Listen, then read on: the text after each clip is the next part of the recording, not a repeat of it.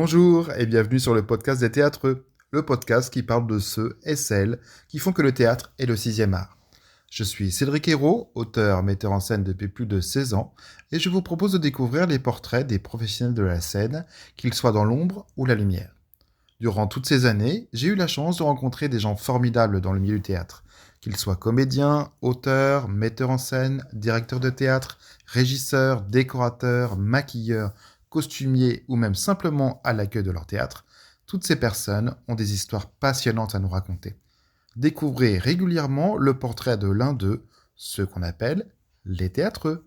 Mon invité du jour est quelqu'un que je connais bien, car j'ai eu la chance de travailler avec lui dans ma pièce intitulée Pas si différent. Jamais à l'heure aux répétitions, mais toujours au taquet pour répondre sur WhatsApp, il a su s'adapter auprès de 2 comédiens pour interpréter ce duo qui est cher à mon cœur. De formation classique, vous avez pu le voir dans de grands chefs-d'œuvre, mais aussi des pièces beaucoup plus modernes. Ce caméléon de la scène va nous raconter son parcours et surtout son histoire d'amour avec le théâtre. Veuillez applaudir Aymeric Naudet. Bonjour Aymeric. Bonjour. Alors je te remercie énormément d'avoir répondu présent à cette invitation pour ce 2e épisode des Théâtreux. Je suis ravi de pouvoir discuter avec toi. Moi aussi. Vraiment, j'adore parce que c'est quelqu'un avec qui c'est génial de pouvoir travailler avec toi. Bon, ça, on va en parler évidemment, mais c'est vrai que tu as une personnalité qui, je sais pas, très attachant et très professionnel aussi. Donc c'est très agréable en tant qu'auteur et metteur en scène d'avoir quelqu'un avec qui travailler dans ces conditions avec toi. Et tout le monde n'est pas comme ça. C'est-à-dire qu'il y a beaucoup de comédiens, on le sait, qui sont assez divas, qui sont un peu... Voilà. Et en fait, voilà, t'es quelqu'un de simple, sympa, gentil et très pro, et toujours avec des bonnes idées, etc. Donc c'était déjà un plaisir de travailler avec toi à l'époque, et encore plus un plaisir de t'accueillir ici. C'est que le début et je vais commencer déjà à pleurer. Bah, tu vois, voilà. C'est trop gentil. Donc voilà, écoute, avant de démarrer, on va poser le décor, hein, comme toute bonne pièce qui doit démarrer. Du coup, on est actuellement chez moi, tranquillement installé dans mon studio. Pour la première fois, j'utilise mon studio avec un invité, donc voilà, welcome. Merci à toi. Non, je t'en prie. Et puis voilà, on vient de prendre un petit apéro tranquille, histoire de se mettre dans l'ambiance. On n'est pas bourré, hein, on vous rassure. Non, on a vu une certaine boisson sans sucre et très connue. Très raisonnable. Voilà. Ce podcast, alors tu me posais la question tout à l'heure en amont de l'enregistrement, du coup ce podcast se veut sans interruption, hein. Donc vous aurez donc droit au bruit ambiant, hein, en espérant que mes voisins soient discrets, hein, n'est-ce pas, le petit voisin du dessus que j'adore, d'ailleurs que je salue si toutefois il m'écoute. Aymeric, est-ce que t'es prêt? Je suis prêt. Eh ben super. Let's go. Et ben c'est parti. Alors pour commencer, peux-tu nous dire comment t'en es arrivé là avant de faire du théâtre? C'est-à-dire que, évidemment, j'imagine que t'es pas né, puis d'un seul coup, paf, hop, je vais faire du théâtre tout de suite. Est-ce que t'as fait d'autres métiers que le théâtre avant, ou est-ce que tu pratiques un métier en dehors du théâtre? Voilà, dis-nous tout. Alors oui, je travaille également au musée du Louvre à côté depuis plusieurs années. Ouais. Ça me permet de subvenir à mes besoins en plus de mon métier de comédien. Ouais. Que je ne fais pas à plein temps malheureusement pour le moment, ce que j'aimerais dans un futur proche bien entendu. Bien sûr. Mais pour le moment j'arrive à avoir quelques cachets mais pas assez pour en vivre. Ouais. Du coup je travaille en effet à côté au musée du Louvre ça me plaît beaucoup d'ailleurs, c'est l'un des plus beaux musées du monde, du coup je suis ravi de travailler là-bas. Évidemment. Et le théâtre, ça fait un moment que j'en fais, presque 20 ans, Oui, que j'ai quand même. commencé déjà, par le biais d'une compagnie amateur quand j'étais adolescent. Ouais. Ça c'était mes toutes premières armes. Trop bien. Mais je suis passé par plusieurs phases avant de vraiment me consacrer au théâtre. Au départ, quand j'étais petit, je voulais devenir styliste, ce qui est toujours dans le monde de la création artistique. Puis après, j'ai voulu devenir journaliste, j'ai voulu devenir scénariste. Ça s'est petit à petit rapproché vers le monde de la scène. Ok. Et en fait, j'ai commencé à faire du théâtre quand j'étais au collège avec ma meilleure amie. Ouais. Et en fait, c'est elle qui m'a entraîné dans mon premier cours. D'accord. C'est elle qui voulait en faire. Ouais. Moi, je l'ai suivi parce que je trouvais ça rigolo. Mm-hmm. Et quand on était petits, tous les deux, en fait, moi j'avais l'habitude d'écrire des histoires fantastiques, un peu type Harry Potter, tout ça, j'adorais ça. Trop bien. Ça me permettait de m'évader dans un autre monde et de me raconter des histoires. Là aussi, ça se rapproche du théâtre. Ouais. Et on enregistrait en fait sur un magnétophone nos dialogues, les histoires que moi j'écrivais. Et ça a donné à mon ami en fait de faire du théâtre, de prendre des cours. D'accord. Donc moi je l'ai suivi parce que je trouvais ça rigolo. Et en fait, ce qui est marrant aussi dans l'histoire, c'est que elle, ça lui a pas trop plu en fait. Elle est restée juste une année dans ce cours, et moi j'ai adoré ça. Trop bien. J'ai adoré ça. Malgré le fait que j'étais très timide, encore plus que ce que je le suis aujourd'hui, mais j'étais très très timide au collège. Et ça a permis vraiment de décoincer quelque chose en moi, c'est de faire du théâtre. La première année où j'en ai fait, ça m'a beaucoup plu, mais je restais encore très timide, donc je ne pouvais pas encore totalement profiter. Et c'est vraiment la deuxième année où j'ai commencé à faire à continuer à faire des cours. Et la deuxième année, on a fait une pièce. Et là, ça a été pour moi une révélation totale. D'être sur scène, les applaudissements du public, d'être dans une troupe, d'apprendre vraiment ce que c'était de jouer, de faire des improvisations, des exercices. Et là, depuis, j'ai quasiment jamais arrêté, pour ainsi dire. Ah ouais. Mais du coup, est-ce que avant d'être sur scène, etc., et de travailler au Louvre, à ton métier actuel, en dehors de la scène, est-ce que tu as fait des petits métiers? Est-ce que tu as fait une autre formation en tant autre que comédien Alors, j'ai fait une licence en cinéma audiovisuel. Ah oui. Parce que mon but après le lycée, en fait, c'était de devenir journaliste, mais spécialisé dans le cinéma. Ah oui. Je suis un grand cinéphile et je voulais écrire sur le cinéma. Que ce soit des critiques ou des articles ou pour le web, pour des magazines. Et en fait, après ma licence, le théâtre me manquait beaucoup parce que pendant que je faisais ma licence, j'étais dans des cours, mais je jouais pas vraiment et ça me manquait d'être sur scène.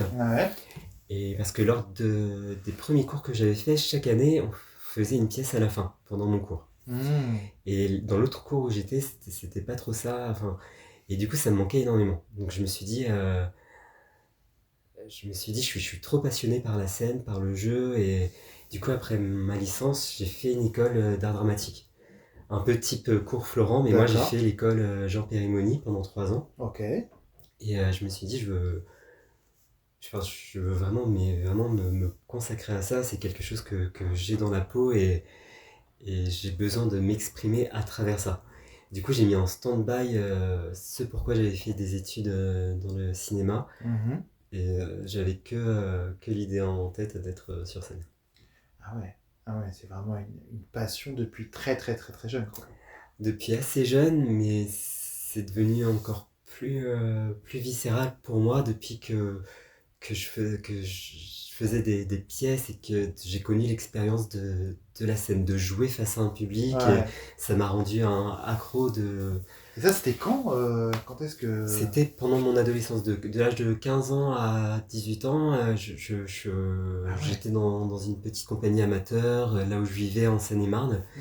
Et j'adorais les gens avec qui je jouais. D'ailleurs, on se connaît toujours. D'ailleurs, on va voir les projets des uns et des autres. Il y en a certains qui ont continué le théâtre, d'autres qui ont arrêté. Et on formait vraiment une petite bande très soudée. Et on avait joué plusieurs pièces. On avait joué le Georges Dandin de Molière, on avait joué les Amazones de Jean-Marie Chevret. Des grands classiques. Une pièce de boulevard et une pièce classique. On faisait vraiment le grand écart entre plusieurs types de pièces. C'est ta spécialité, hein. Et j'adore ça. Quand on connaît ta carrière, tu passes du coq à l'âne, quoi. C'est-à-dire que tu vraiment... Pour moi, c'est vraiment la richesse d'un comédien de pouvoir toucher un peu à tout et explorer plusieurs types de textes, plusieurs types d'époques, plusieurs types de personnages. Mais oui, bien sûr. Je trouve que ça enrichit vachement, non seulement toi en tant que personne, mais toi en tant que comédien. Ça, c'est vrai. Et tu as soulevé un truc qui, je pense, nous rapproche tous, nous les théâtreux, c'est-à-dire de vaincre la timidité.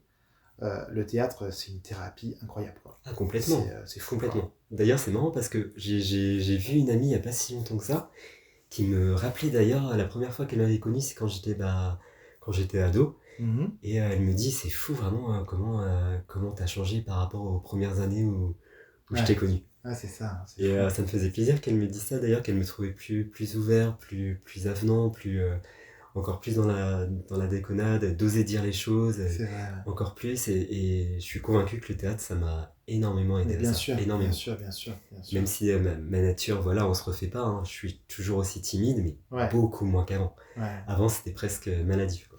Mais tu vois, on a des amis en commun, évidemment, mais avec des gens avec qui on a travaillé, mais c'est vrai qu'il y a souvent une timidité qui est réelle dans la vraie vie, et quand tu es sur scène, t'es carrément quelqu'un d'autre, quoi. En fait, t'es le personnage. Donc du coup, tu n'es plus toi, et c'est fou, quoi. Tu vois, moi, j'ai un œil externe aussi, parce que du coup, je ne suis pas sur scène, mais j'écris, et puis je mets les gens en scène, etc.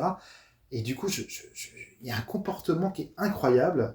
C'est-à-dire que tu fais partie de ces gens-là qui, effectivement, paraissent timides dans la vraie vie. Bon, sauf que quand on est très très bien, t'es pas si timide que ça. Hein, ouais. Et du coup, et quand t'es sur scène, par contre, c'est une explosion. C'est une autre personne. J'ai l'impression que c'est complètement une autre personne. Et c'est vrai que c'est assez je trouve que c'est vraiment la assez magie, impressionnant. c'est la magie du théâtre en fait, de Mais pouvoir, c'est ça qui est génial. de pouvoir se révéler soi-même quand on est sur scène. Et en fait, il y a beaucoup de grands acteurs qui sont des grands timides. Ouais. C'est Catherine Fro qu'on parle souvent en interview qui dit qu'elle est une très très grande timide, et alors que c'est une comédienne époustouflante, quoi. Ouais, que ce soit sur grand écran, au théâtre, elle fait plein de choses, des rôles très loufoques, plus sérieux. Enfin, c'est vrai. Et il y a beaucoup, j'entends beaucoup d'interviews d'acteurs où ils disent que non, mais en fait, moi j'ai toujours été un grand timide. Et ça étonne beaucoup de gens parce qu'il y en a plein qui se disent, ah bah tu fais du théâtre, toi tu dois être assez exubérant. Ou... Mais oui, mais tout le monde pense ça, c'est ça qui fait. Alors que non. Ouais, c'est ça. Il y a plein d'acteurs qui sont de grands timides. J'avais croisé une fois d'ailleurs Catherine Fro, je me rappelle, du côté de Montparnasse, et j'ai pas osé lui parler. J'aurais dû parce que j'adore aussi cette comédienne, cette actrice, et je sais pas, c'est marrant, elle passait devant un théâtre dans lequel j'ai fait mes premières pièces, et je lui dis, ah, c'est peut-être un signe, mais j'en sais rien. Mais c'est vrai que Catherine Fro, si toutefois vous tombez sur ce podcast, vous êtes la bienvenue au micro pour nous raconter si vous êtes si timide que ça en dehors de la scène. On se retrouve entre timides. Alors, pour revenir un petit peu plus du coup, concernant, parce qu'on est là pour toi surtout, hein, Catherine Fro, quand vous voulez, mais c'est pas pour tout de suite. Alors, du coup, je voulais voir avec toi, parce que du coup, évidemment, j'ai mes petites notes à côté de moi, mais du coup, c'est vrai que en discutant, du coup, tu as déjà répondu à ma deuxième question. Donc, du coup, j'ai même pas besoin de te poser la question, c'est super. Mais moi, ce que j'aimerais savoir, c'est qu'est-ce que tu aimes le plus dans le théâtre? Ce qui me vient en premier, c'est vraiment l'esprit de troupe. Se retrouver ensemble comme une famille. Enfin, bon, après, c'est un peu idyllique ce que je dis des fois. Des fois, c'est pas tout le temps le cas. Hein. Des fois, ça peut très bien marcher, comme d'autres cas un peu moins. Ouais. Mais j'aime ce travail de groupe pendant plusieurs mois à travailler ensemble sur un projet commun et s'enthousiasmer, aller chercher au plus profond du texte, des personnages, et pour enfin éclore sur le but final qui est de présenter la pièce au public.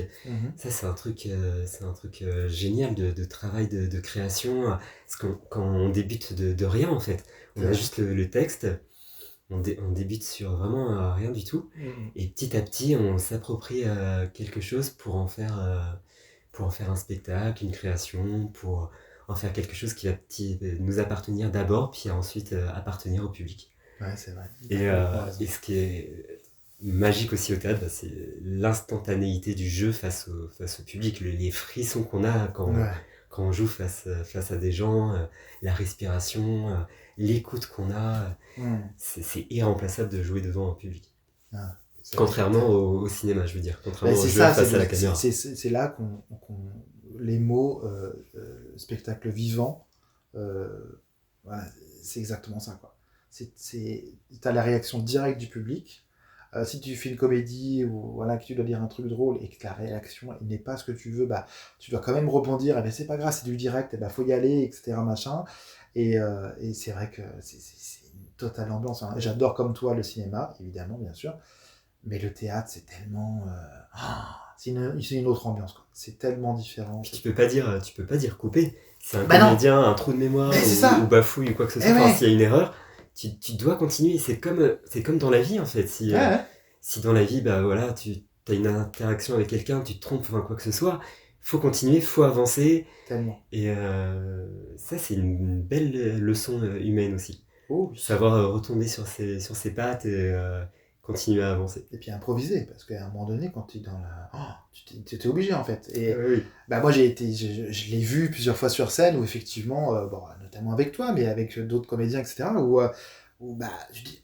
Et en fait, faut sortir des sentiers battus, c'est-à-dire que faut pas être rigide. Moi, je fais pas partie de ces auteurs, metteurs en scène qui disent ah non, mais le texte. Mais en fait, à un moment donné, quand tu es dans l'interprétation, si tu dis pas les mots exacts, c'est pas très grave.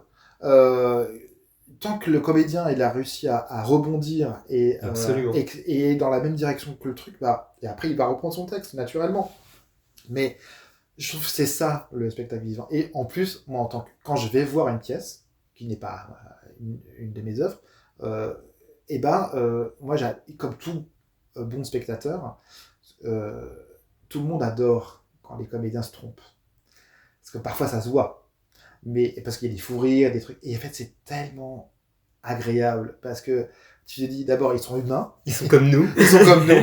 Même s'ils s'appellent Catherine Fro ou n'importe quoi, ou n'importe qui. Ça arrive à tout le monde. Ça arrive à n'importe qui. Aux plus grands acteurs. Et je trouve ça génial parce que ça les humanise complètement. Et je trouve ça extraordinaire. Vraiment, là-dessus, je te rejoins complètement.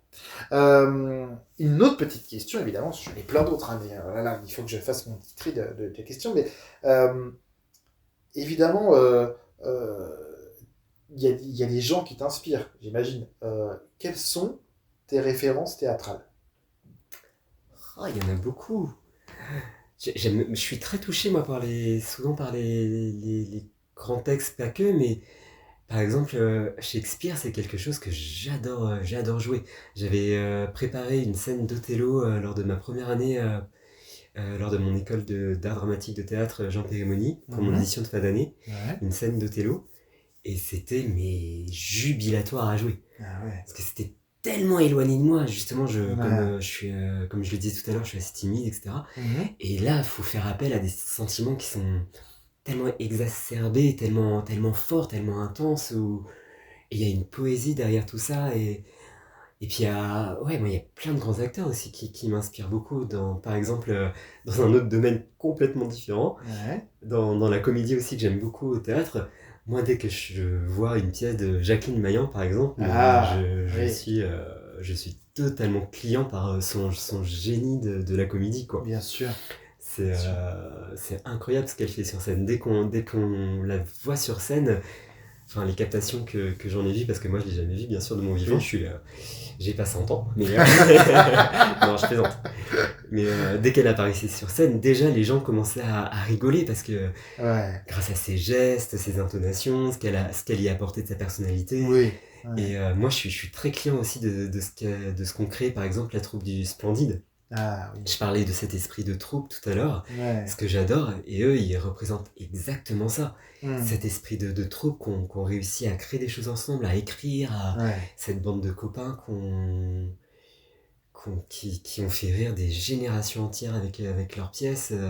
Ça c'est très inspirant aussi. Non mais tellement. Très très inspirant. Après ce qui est incroyable, c'est qu'ils ont chacun créé leur propre parcours et ils ont eu des succès énormes chacun de leur côté, et ça c'est génial, ça c'est très très inspirant. Et c'est vrai que ça m'étonne pas ce que tu dis comme référence, parce que ça te représente vraiment, c'est-à-dire que Shakespeare, oui, moi je t'ai vu interpréter du Shakespeare où c'est bluffant parce que c'est incroyable, et du coup des grands textes, de la poésie anglaise, etc., c'est quand même magnifique. et après de passer à la comédie de boulevard, etc. Et les références que tu as données, c'est évidemment, voilà, ça parle à tout le monde. Donc, non, très belle référence, bravo, j'aime beaucoup. Ah, il y a Alexis Michalik aussi, qui est incroyable. Ah, bah oui. Qui a commencé très très jeune et qui est un auteur proliphérique de dingue. Bien sûr. Que des pièces à succès. À chaque fois, ça cartonne. Mais et à juste titre en plus. Ouais, lui, il est assez incroyable. C'est aussi un touche-à-tout. Il est réalisateur, c'est le Feydeau, c'est le Feydeau de l'époque, quoi. C'est incroyable. C'est fou. Il est aussi écrivain. Il a sorti un roman. Il fait plein de choses. Ça donne envie aussi d'explorer tous ces domaines, que ce soit le jeu, la mise en scène, l'écriture. Ouais. Ça, c'est très inspirant aussi. Ouais, j'adore, c'est vrai. Une très belle référence. J'adorerais avoir sa carrière. Ah bah ouais. Et j'adorerais aussi l'avoir à mon micro, évidemment, bien sûr. Alors, est-ce que tu peux nous raconter ta première expérience significative dans ce milieu? C'était fort longtemps, apparemment. Compliqué, parce qu'il y en a quand même pas mal des très belles expériences. Vraiment la première qui t'a marqué le plus, qui t'a dit, ah là là, mais c'est fou, je me retrouve là. Qu'est-ce que ça pourrait être? Vraiment une expérience qui m'a... Qui t'a marqué Ah, alors, ça peut être... c'est peut-être bête, mais c'est peut-être la première fois où j'ai fait Avignon. Ah. Parce que ça faisait longtemps que je l'ai fait, il n'y a pas si longtemps que ça. Ça fait longtemps que j'avais envie de faire ce festival. Ouais. Et en tant que comédien, j'avais un peu un imaginaire très positif sur ce festival. Ouais. Tu l'as fait quand? Je l'ai fait en 2021. Ok. Et exercice très difficile. Et très difficile, de ramener du monde, de ramener des gens. Mais ce qui me plaisait là-dedans, c'était de se retrouver pendant un mois.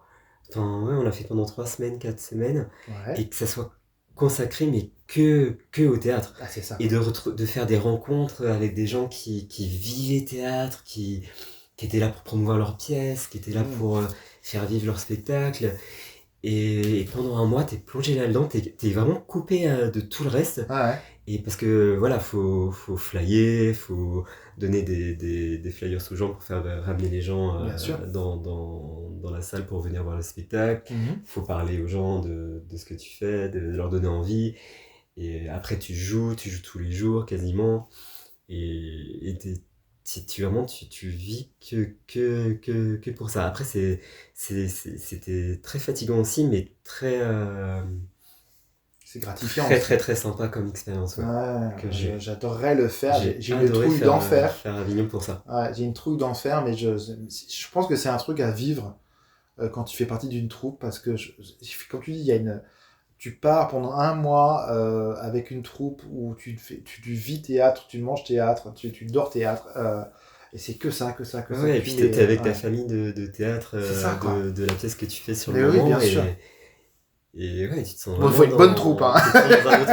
Faut une bonne troupe, faut bien s'entendre. Faut bien s'entendre, ça c'est important, parce que sinon, oh là là.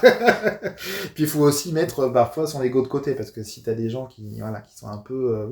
Après, voilà, on n'avait pas spécialement joué dans une salle incroyable non plus, mais on était bien placés. Par contre, on était dans une salle qui était dans le centre d'Avignon, donc ça c'était top. Ah, trop bien. Mais c'est plus, voilà, comme expérience un peu unique, c'est voilà, d'être coupé du reste du reste de ta vie pour te consacrer juste à ça pendant tout un mois. Et... Ouais, ça doit être incroyable. Et ouais, ça c'était assez chouette. J'avoue. Ça va être... Parce que je dis ça parce que je l'ai fait qu'une fois pour l'instant. Ouais. C'est pour ça que ça a été assez chouette. Qui sait, peut-être... Oui, sans doute. Bientôt, j'espère. Il faut pas hésiter. C'est vrai qu'après... on va en reparler après un peu plus tard sur tes projets, etc. Mais c'est vrai que... Après, j'avoue que c'est plus les rencontres que j'ai faites qui ont été marquantes pour moi, plus que peut-être les pièces ou les lieux où j'ai joué c'est plus les rencontres que j'ai faites, que ce soit vis-à-vis des metteurs en scène, des comédiens que j'ai rencontrés. C'est plus ça qui pour moi a été marquant que vraiment une pièce spécifique. Parce qu'il y a plein de pièces que je fais que j'ai beaucoup aimé. Ouais. Mais je dirais que c'est plus les rencontres en fait. Ouais, je comprends. c'est vrai que c'est... C'est pour ça que j'ai eu un peu de mal à répondre, parce que je pense que c'est plus les gens que j'ai rencontrés. Je comprends, effectivement. Alors après, c'est vrai que là, la prochaine question, tu vas croire qu'elle ressemble un peu, mais c'est vrai que euh, c'est un peu différent. C'est-à-dire que parmi les différents projets, parce que tu as fait quand même pas mal de pièces, tu as joué dans beaucoup de projets différents, quel est celui qui t'a marqué le plus et pourquoi en dehors de ces expériences à Avignon. Alors, il y en a une parce on a joué une pièce, une comédie. Ça, j'ai jamais fait ça. On l'a tournée pendant 2 ans. Ouais. C'était une comédie qui s'appelait Panique à l'école. Ouais. Enfin, au départ, ça s'appelait Une rentrée des classes pas très classe, puis on a changé de titre après. Mhm. Et c'était la première fois que je jouais aussi longtemps une pièce. Enfin, on l'a joué dans différents endroits, Ouais. mais du coup, on l'a fait vraiment grandir, cette pièce. Il y a eu plusieurs réécritures, Ouais. ça a changé plusieurs fois. Enfin, Mhm. dans le fond, c'était toujours la même pièce, Ouais. mais certaines scènes changeaient, certains dialogues avaient changé aussi pour faire évoluer tout ça. Mhm. Et ça, c'était très intéressant de faire ça. Ouais. Et une autre que j'ai faite juste après, d'ailleurs, je crois que c'était juste après, si je ne me trompe pas, c'était pas si différent. Ah, d'accord. Avec toi. Ok. Et avec Jérémy, mon partenaire, puis plus tard Blaise. Ouais. Parce que pareil, là c'était aussi une première fois pour moi qu'on me proposait une pièce où j'apparaissais du début à la fin. Ah. Enfin, peut-être à part un intervalle de 3 minutes ou peut-être Ouais, où mon autre partenaire était seul sur scène, mais vraiment c'était la première fois où je jouais une pièce qui tenait un peu sur mes épaules, en plus de celui bien entendu de mon partenaire. Enfin, on était un duo. Ouais. Et souvent dans une pièce, on peut être 3, 4, 5 Et les pièces à deux, c'est pas si souvent que ça qu'on peut en voir. Enfin, il y en a souvent un homme, une femme, il y a souvent des... Mais là, c'était l'histoire de deux frères, un duo de deux hommes. Et moi, c'était la première fois vraiment que j'étais du début à la fin. Et ça demande une énergie de fou. Et oui, évidemment, c'est pas du tout très, exercice. Hein. C'est très intense et c'est très très très très enrichissant, parce que c'est là où il faut vraiment, mais tu te rends compte qu'il faut pas lâcher le public d'une seconde du début à la fin, surtout que c'était une comédie en plus, donc fallait vraiment être au taquet à chaque fois. Et quand on ressortait, enfin moi quand je ressortais de cette pièce, je ressentais la fatigue, mais en même temps beaucoup de joie de me dire ah bah on l'a fait, on n'a rien à lâcher, on allait jusqu'au bout. C'est vrai. On était là tous les deux avec mon partenaire du début à la fin, on a pu compter l'un sur l'autre, ça aussi c'était très important. Ouais. Et on est allé jusqu'au bout. Et pareil, cette pièce on l'a jouée, l'air de rien, on l'a jouée beaucoup de fois aussi. Eh oui, c'est vrai. C'est vrai qu'elle s'est jouée quand même pas mal de fois, jusqu'à partir en tournée du côté de Bordeaux, grâce à toi d'ailleurs. Hein, oui, à Carcan. Ouais, tout à fait. C'était une très très très belle expérience et avec un public totalement différent parce que c'était la première fois que la pièce allait voir un public en province. Et c'est vrai que moi, c'est la première fois que je partais en tournée. Et voilà, je tiens encore à te remercier parce que c'est grâce à toi qu'on a pu jouer dans ce théâtre. On avait été super bien reçus. On a été très très très bien reçus. C'était vraiment une expérience incroyable. Et puis de partir comme ça, c'était un peu un mini Avignon, voilà, de 2 semaines. Mais c'était génial de pouvoir, super chouette. pareil, vivre théâtre 24 heures sur 24. Et non, c'était très très chouette. J'avoue, c'est vrai. Merci de me rappeler ce beau souvenir parce que j'adorerais pouvoir repartir sur les scènes, mais... Oh, j'ai adoré jouer ce personnage en plus. On passait par plein d'étapes émotionnelles différentes et tout. Même si c'était... le but c'était aussi de faire rire à travers cette pièce, mais pas que. Et c'est ça qui était super avec ce texte et qui a touché les gens aussi, je pense. C'est gentil, merci beaucoup, parce que étant l'auteur de la pièce, je suis encore plus flatté. Mais on en reparlera un petit peu plus. On fera de l'auto-promo, on va dire, un peu plus tard. Mais revenons sur ton parcours et surtout une autre question. Est-ce qu'il dans ta carrière, tu dis maintenant ça fait 20 ans que tu vis du théâtre, on ne dira pas ton âge, on gardera ça secret. Est-ce qu'il y a une rencontre qui a tout changé dans ta vie artistique? Pas une spécifiquement. Il y en a plusieurs. Ok, je t'en prie, vas-y. Il y a, je dirais, mon tout premier prof de théâtre quand j'étais justement adolescent, quand j'ai commencé par le biais d'une compagnie amateur, une association. Et je trouvais que c'était un très très très bon directeur d'acteurs. Et il prenait vraiment au sérieux ce qu'il faisait, même si voilà, on faisait ça en tant qu'amateur à l'époque pour prendre du plaisir, pour s'amuser, pour apprendre aussi. Mais il faisait les choses très sérieusement. Et il avait une éthique de travail aussi qui me plaisait beaucoup. Et ce qui fait qu'on apprenait énormément avec lui, parce qu'il nous poussait vraiment à donner le meilleur de lui-même, de nous-mêmes, je veux dire. Et quand il n'était pas satisfait de ce qu'on faisait, il décrochait pas, et vraiment il nous faisait bosser jusqu'à ce que ça soit vraiment bien, jusqu'à ce que ça soit vraiment juste. J'ai eu d'autres professeurs comme ça dans mon école, quand j'ai fait une école d'art dramatique un peu plus tard. Il s'appelait Éric Desmarais, et il était très très doué pour approcher les jeunes comédiens, pour leur faire vraiment découvrir comment approcher un personnage, comment approcher un texte. Et il m'a fait apprendre beaucoup de choses, et il était très bienveillant. Ça, c'est un mot-clé dans l'apprentissage, je trouve, qui est un peu dévalué par moments. Et il nous parlait vraiment avec douceur, et c'était une très bonne technique, je trouve. Il nous amenait vraiment à approfondir les choses, et ça aussi, c'était un super super prof qui m'a beaucoup appris. Trop bien. Oui, ça a été d'abord les profs que j'ai eus, puis après, plus tard, il y a certains metteurs en scène que j'ai eus qui étaient aussi de très très bons directeurs d'acteurs. Et un en particulier qui a décoincé beaucoup de choses en moi. Je devais jouer un personnage très très très très excentrique, très exubérant, faire des choses sur scène assez improbables. Et ça a permis de décoincer plein de choses aussi en moi, d'oser plus. Et parce il fallait vraiment pas y aller à moitié.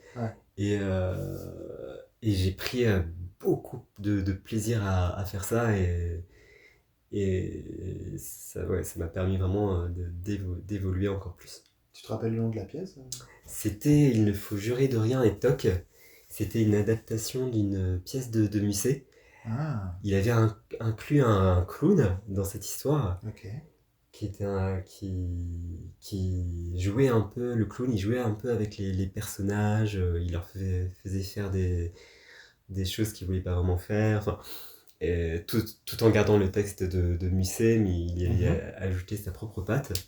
Et moi je jouais l'abbé dans l'histoire. Mais c'était un abbé un peu spécial, et qui était, fallait aller à fond dans la comédie, mais c'était très burlesque, très, très fou, très haut en couleur, un abbé haut en couleur.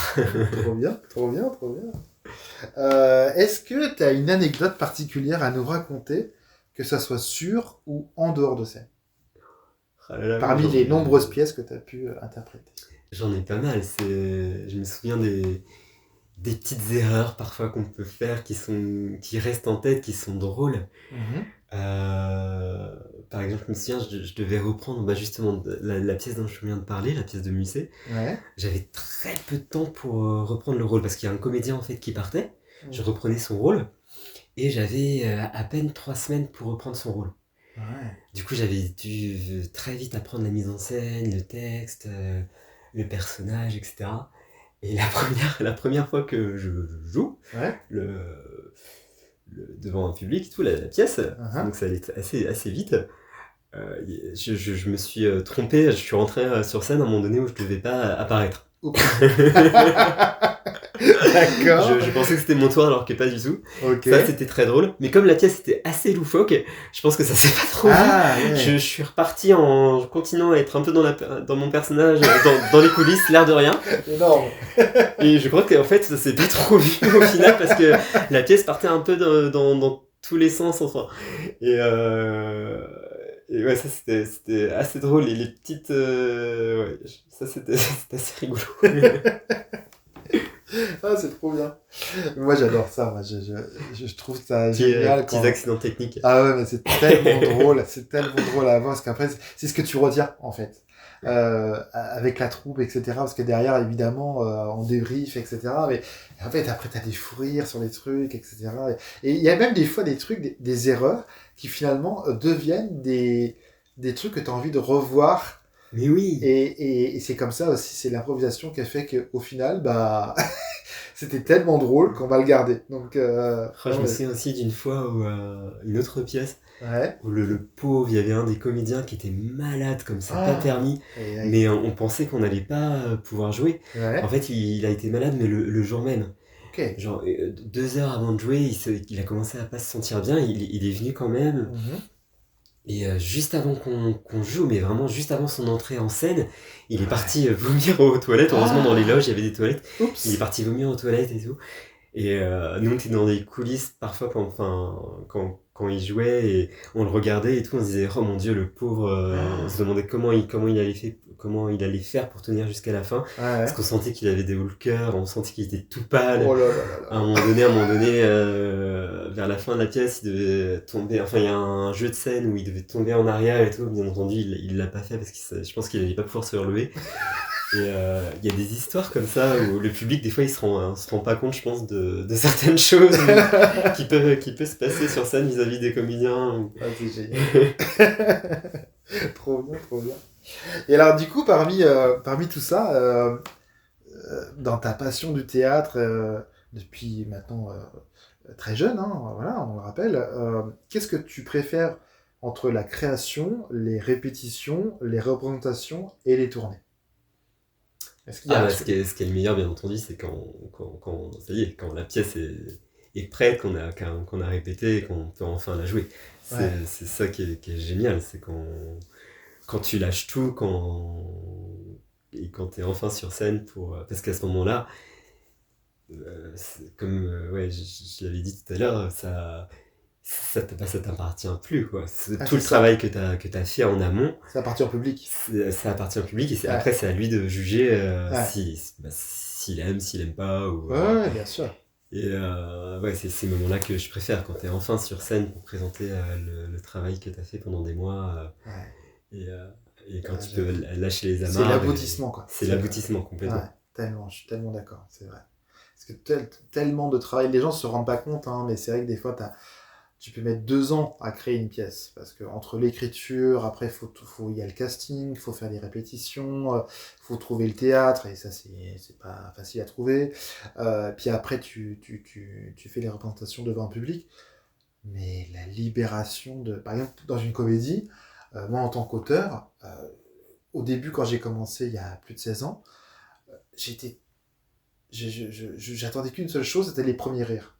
Et quand ça n'arrivait pas, je me remettais en question, je disais, ah, mais c'est horrible, ce que j'ai écrit, c'est pas drôle, etc. Machin. Et en fait, après, bon, faut savoir d'abord prendre du recul, hein, et puis voilà, toute critique est constructive. Mais c'est vrai que dès lors que t'entends des rires, et pas des rires forcés, c'est vraiment, tu sens que les gens, c'est des éclats de rire, là tu dis, ça y est, j'ai gagné un truc. Et ça t'emporte. Il y a un truc qui te booste, et que ça soit en dehors de scène, comme moi je le fais, mais sur scène, c'est pareil. J'imagine que quand tu t'interprètes un rôle, surtout dans une comédie, et que tu entends le public qui est devant toi en live en train de rigoler, et du coup, des fois, tu t'es obligé même d'attendre limite que le rire s'arrête pour pouvoir continuer, parce qu'après tu t'enchaînes sur des répliques, etc. Mais moi je trouve ça génial. Ce qui est fou, c'est que pendant les répétitions, en fait, on peut vraiment jamais vraiment savoir. Parce que nous, ça peut nous faire rire, mais oui, bien sûr. On ne sait pas si ça va faire rire pour autant le public, ou ouais. Peut-être 2 personnes dans la salle, et puis les autres, silence radio. Et du coup, tu répètes, tu essaies de te donner le meilleur de toi-même en répétition, d'aller jusqu'au bout de ce que tu peux pour trouver ce qui te fait rire. Et une fois que tu es sur scène, et quand tu vois que le public réagit, et là tu dis, ah bah ça y est, c'est gagné. Ouais, grave. Ouais. On n'a pas tout fait, on n'a pas fait tout ça Mais pour rien. C'est tellement ça, c'est tellement ça, c'est tellement ça. C'est une grande gratitude de recevoir ces rires. En fait, on se nourrit des rires, des applaudissements, des encouragements. C'est tellement... moi, c'est une thérapie pour moi. C'est incroyable. Hein. Ah bah être sur scène, des fois, ça peut être une thérapie. Ah, c'est fou. Ouais. C'est fou, c'est fou. Ouais. Mais après, moi, perso, je laisse ça aux autres. Genre, d'abord, j'ai pas du tout de mémoire. Et je trouve ça un exercice tellement compliqué d'être devant un public. Moi, je sais que c'est pas. D'abord, j'ai pas cette formation-là. Je suis pas comédien, mais c'est vrai que je trouve ça incroyable, les gens qui osent être sur scène et qui.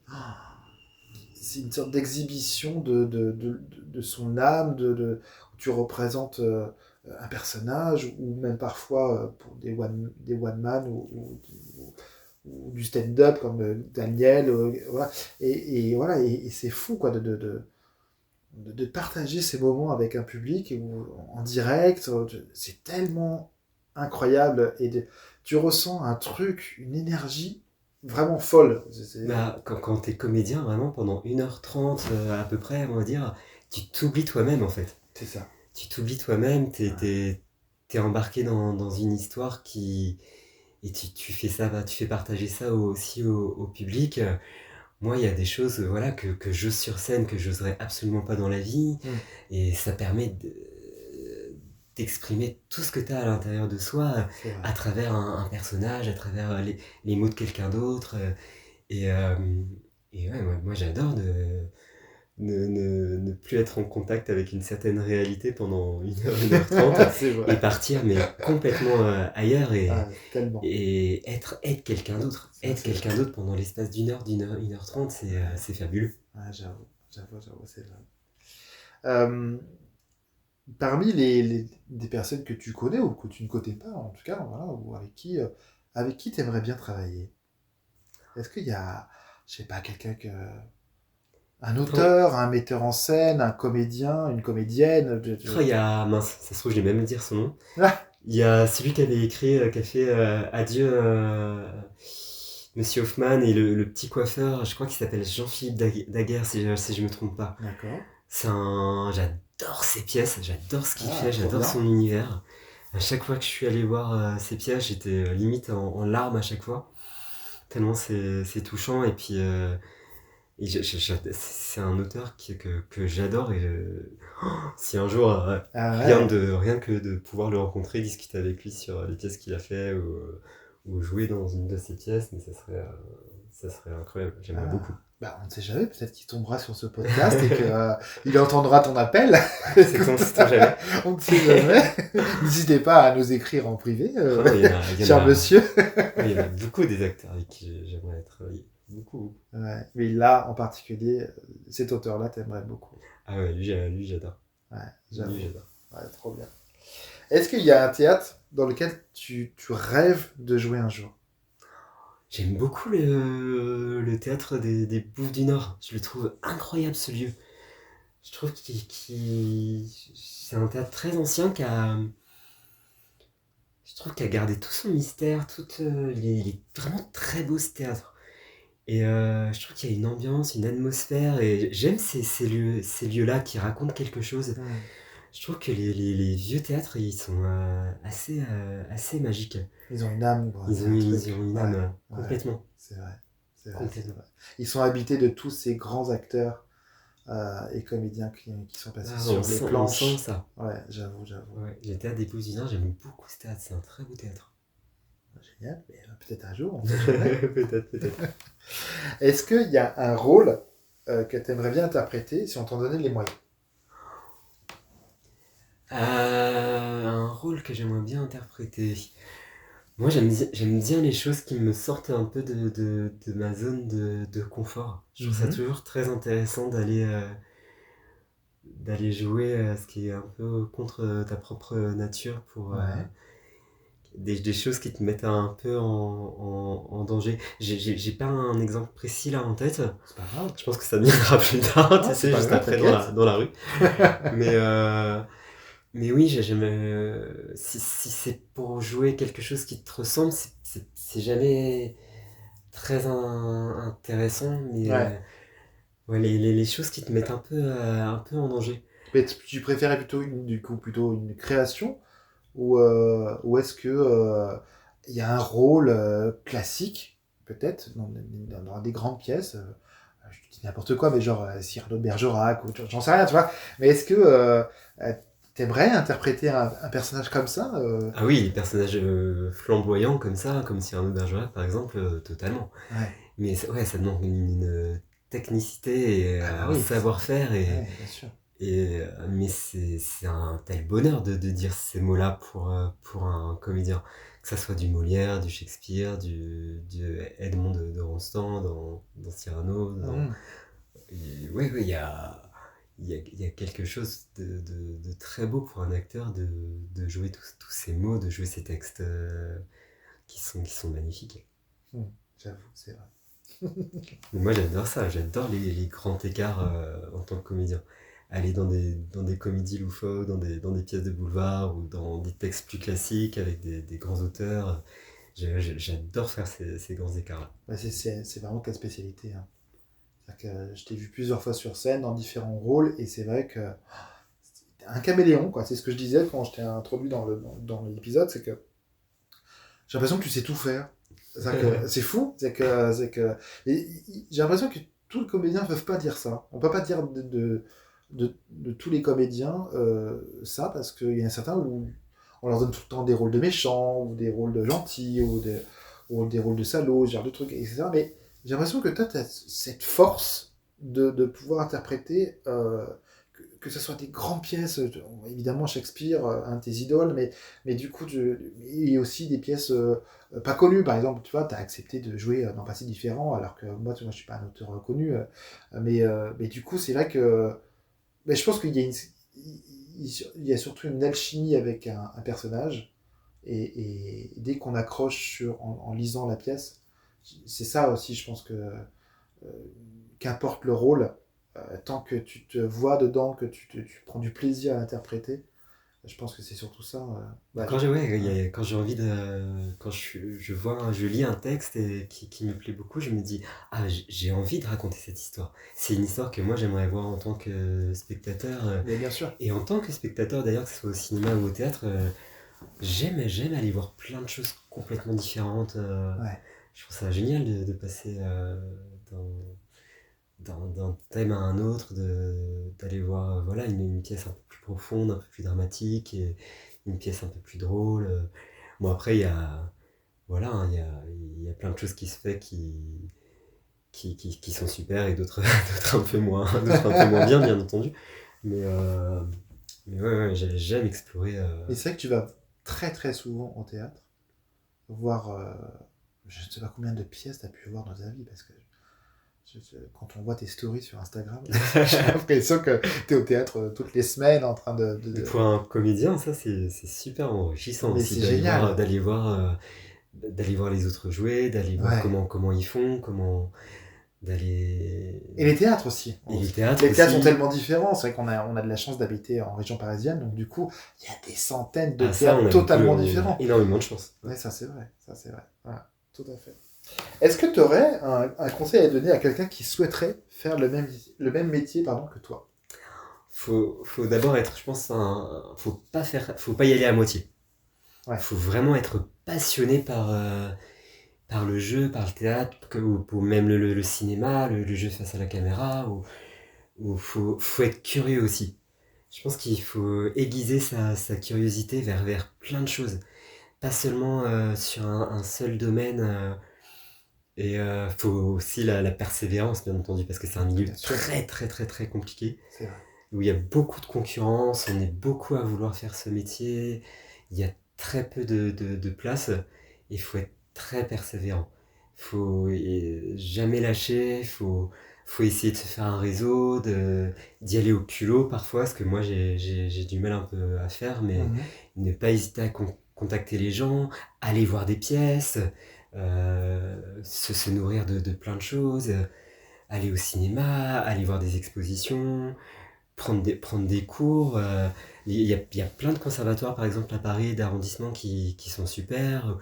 Il y a, si on a les moyens ou si on peut se le permettre, des écoles privées aussi, comme les cours Florent, les cours Jean-Pierre Monique que moi j'ai fait, que je conseille.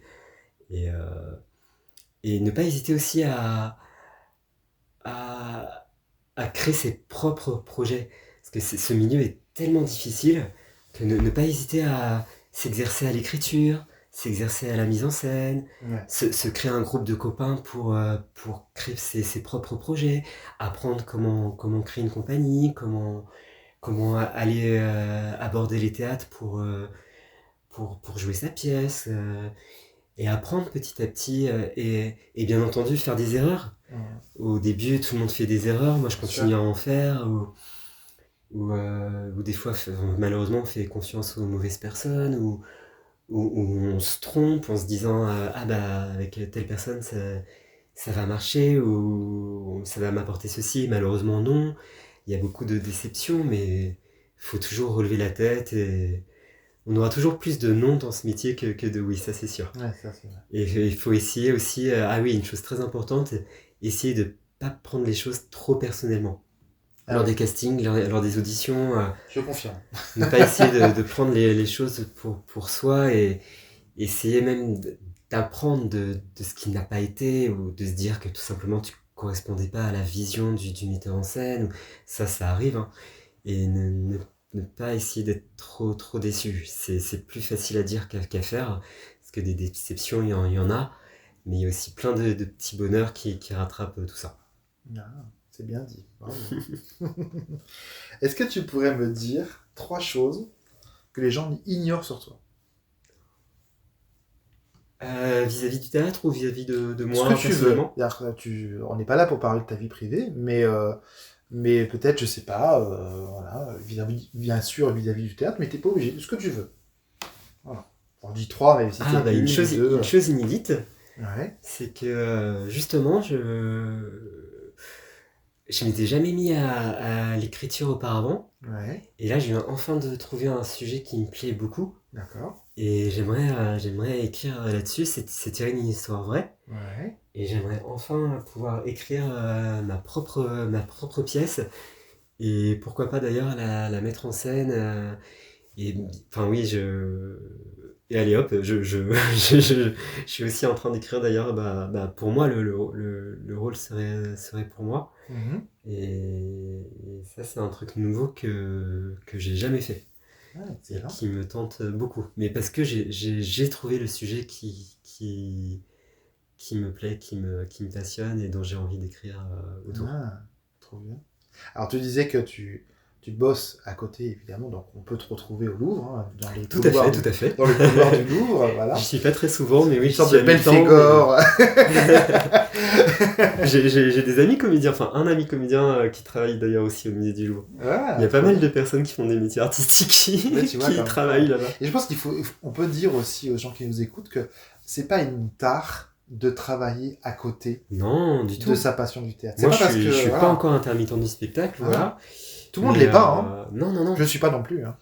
Je cherche à l'aide, c'est compliqué. Parce que voilà, comme je travaille à côté, enfin à mi-temps, mais j'ai pas tout le temps du monde devant moi pour trouver des rôles. Et j'ai pas non plus malheureusement encore le réseau qu'il faut, c'est-à-dire un réseau assez approfondi, tout ça, pour m'apporter plus de choses. Ça, faut que je travaille là-dessus. Mais j'espère un jour pouvoir en vivre à plein temps et ne faire que ça. Mais oui, c'est compliqué. C'est là où il faut s'accrocher, justement. Eh oui, évidemment, bien sûr. Il ne faut jamais lâcher. Quand on a cette passion, il ne faut jamais lâcher. Sinon, bah, on meurt en fait. C'est vrai. Une fois que tu as commencé, c'est très difficile de se dire je vais abandonner, ou je vais laisser tomber. Ça, c'est vrai. C'est très compliqué quand on est passionné par ça. Oh oui, je suis bien d'accord. Alors, évidemment, donc, tout le monde le sait, puisque du coup, on en a déjà parlé plusieurs fois, mais évidemment, on s'est connus, puisque je t'ai casté pour le rôle de Nico dans la pièce Pas si différent, qui ne se joue malheureusement plus actuellement, mais qui s'est joué pendant quelques temps, et c'était très agréable. Qu'est-ce que tu retiens de cette expérience Ma rencontre avec toi d'abord. Merci de m'avoir fait confiance pour le rôle de Nico, parce que... de Nico, j'allais dire Mika, non, Mika c'était le... Et parce que je sais que cette pièce te tenait beaucoup à cœur, parce qu'elle racontait beaucoup de choses personnelles, intimes, mais enfin pas que. C'est vrai. Et du coup, je te remercie de m'avoir fait confiance pour jouer dedans, et ma rencontre avec toi, et ma rencontre avec Jérémy aussi. Ouais. Jérémy Stora, qui jouait mon grand frère dans la pièce. Ça a été une très belle rencontre. C'est vrai. Et ce qui a été très fort, parce que en fait, tous les deux, on s'entendait très bien, mais on est très différents. Déjà physiquement, lui, il est grand, plus balèze que moi, et moi je suis tout petit, tout menu, etc. Ça faisait un peu Laurel et Hardy. Et malgré nos différences, ça s'accordait très très bien dans le jeu. Ouais. Et pareil, on répétait, on s'amusait et tout à répéter ensemble, à travailler les personnages, à travailler la pièce.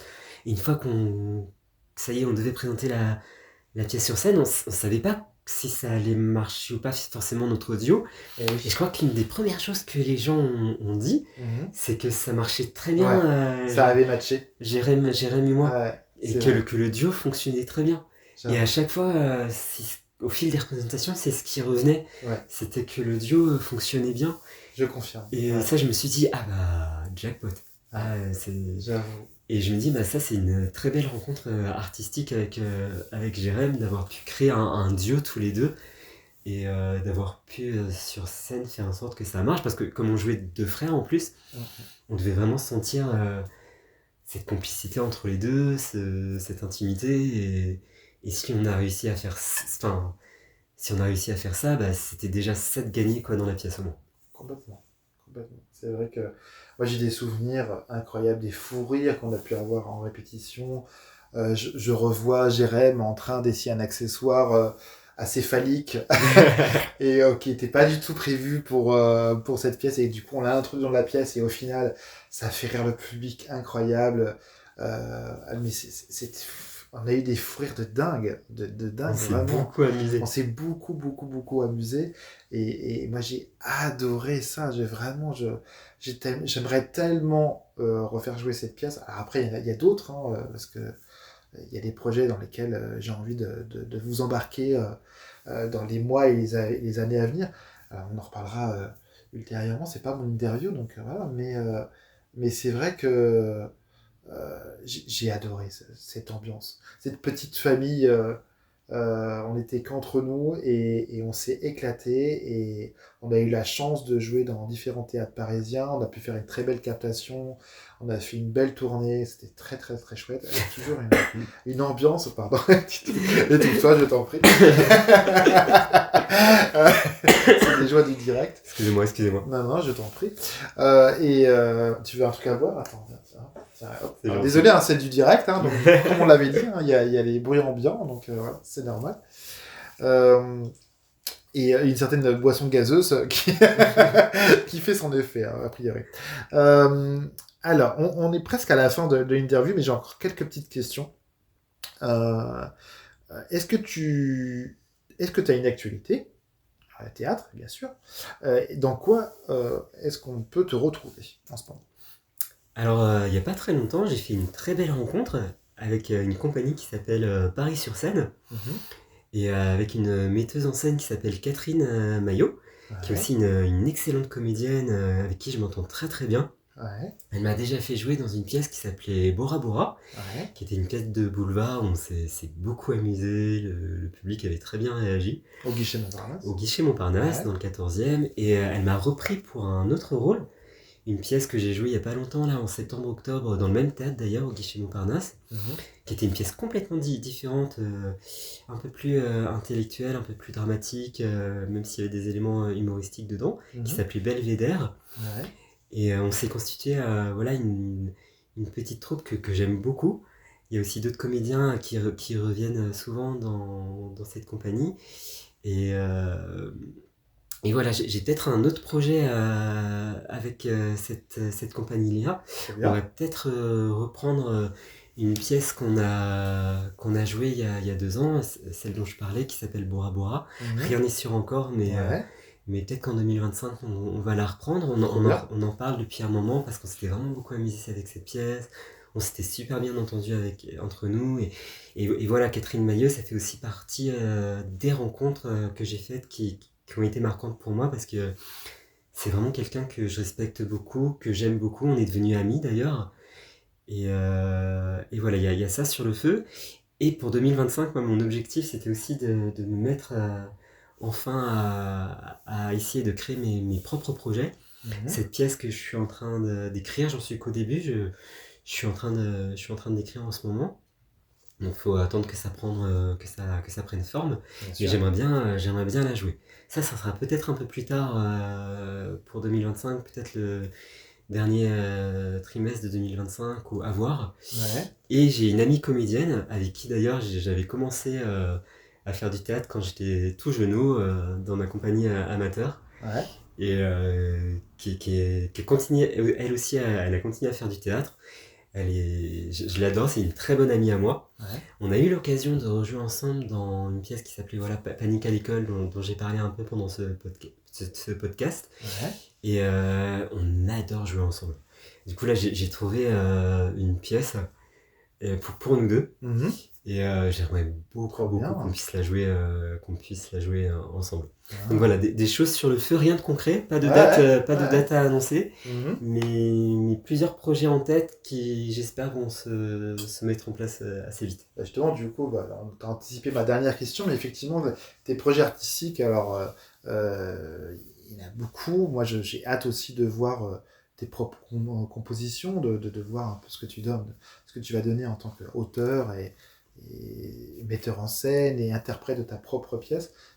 Tu veux nous en dire un peu plus ou Bien sûr. Est-ce que c'est un seul en scène? Est-ce que ce serait avec plusieurs personnages? Mais en fait, comme ce métier, c'est très compliqué. Tu as beau passer des auditions, tu n'es pas tout le temps pris dans ce que tu aimerais ou dans ce que tu voudrais. Tu as pas mal de noms. Donc, des fois, ça peut être très frustrant. Et tu peux avoir des fois des laps de temps où tu n'as rien. Ouais. Et parfois, tu te dis en tant que comédien, stop, j'en ai assez d'attendre qu'on veuille de moi ou qu'on m'appelle pour me dire c'est bon, t'es pris. Du coup, c'est comme ça que c'est venu en fait. Je me suis dit, il faut que j'arrête d'attendre sans arrêt ou que je réponde sans arrêt à des annonces de casting. Des fois, on répond, des fois, on ne répond pas. Ouais. Et du coup, je me suis dit, n'attends plus, fais ton propre projet. Et je me suis dit, quel est le meilleur moyen que d'écrire sa propre pièce. Et je cherchais une idée, mais j'arrivais pas à moi-même créer quelque chose, partir dans quelque chose qui j'avais du mal à trouver mon sujet, voilà. Okay.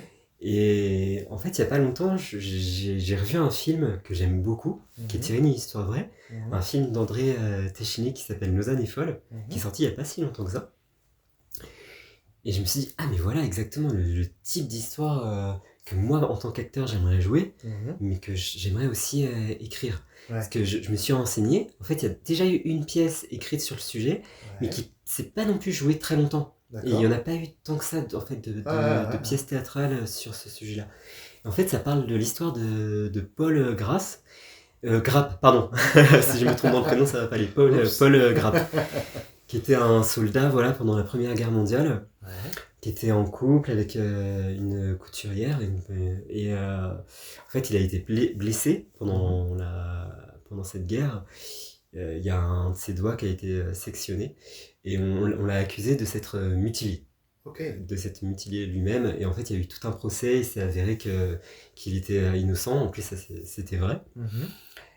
Mais il y a eu un doute, ses supérieurs ont eu un doute sur son innocence, donc ils se sont dit, s'il retourne au front, ça sera en première ligne. Et il s'est dit, non, mais hors de question que je sois de la chair à pâté après tout ce que j'ai vécu, les traumatismes que j'ai vécu. Donc il a décidé de s'enfuir. Et sa femme, à l'époque, l'a caché. Et pendant des années, sauf qu'il n'en pouvait plus d'être enfermé. Et je crois que c'est sa femme qui a eu l'idée de le travestir en fait, pour qu'il puisse enfin aller à l'air libre, se promener. Donc il s'est grimé en femme. Et sauf qu'il y a pris goût. à se balader comme ça, à Intéressant. changer de peau, à être en femme. Et à l'époque, ils avaient très peu de moyens tous les deux pour subvenir à leurs besoins, parce que lui, il devait rester caché, donc il pouvait pas travailler ni rien. Bien sûr, bien sûr. Et elle était petite main, elle était couturière, donc elle gagnait pas grand-chose. Du coup, c'est là où ça devient un peu plus piquant, c'est que tout en étant travesti, en gardant son apparence de femme, il allait se prostituer au bois de Boulogne. Ah ouais. Par besoin pour les sous, et aussi parce que lui, ça lui plaisait de découvrir une sexualité différente de ce qu'il connaissait. Ah, c'est fou. Et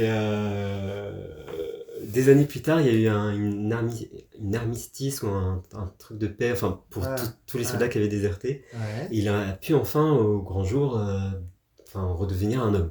Sauf que ça a été très compliqué pour lui de retourner dans la rue, de vivre au jour le jour en tant que Paul Grab, parce qu'il était tellement habitué pendant des années à être en femme, à se faire appeler Suzanne, et du coup il a eu une sorte de dédoublement de la personnalité, et il est tombé en dépression, et bon, je raconte peut-être pas la fin. Non, on va garder la fin pour... et ça a été très compliqué aussi pour sa femme qui au départ le soutenait dans tout ça en fait. Même quand il partait se prostituer, elle fermait les yeux, elle disait rien.